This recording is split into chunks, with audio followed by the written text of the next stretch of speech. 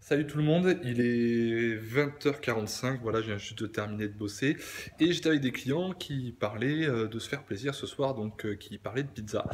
Et je me suis dit, bah, tiens, je vais prendre le temps en rentrant de faire une pizza, un peu ce que j'appelle une pizza minute, et de vous montrer que on peut, plutôt que de commander, on peut se faire quelque chose de très très simple, de bon et qui va vous permettre de vous faire plaisir sur un repas le soir. Donc pizza minute, si vous avez après une petite salade à côté, salade verte avec quelques asperges par exemple, ça peut très bien le faire, donc je vais vous montrer ça.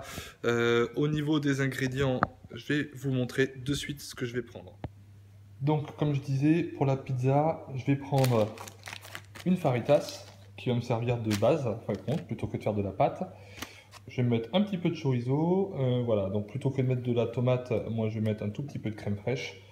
Je vais faire avec du jambon de Bayonne, poivron, champignons, mozza. Voilà, j'assemble tout ça et je vous montre.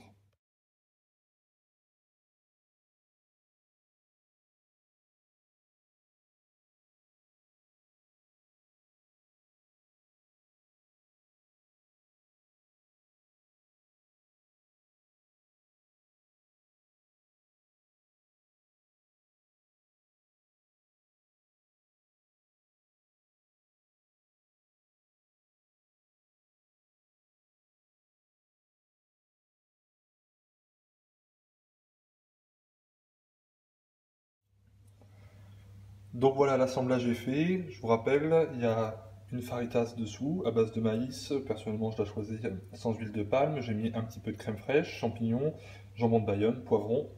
J'avais des oignons rouges, donc j'ai rajouté ça. Et mozza par-dessus. Mon four était à préchauffer.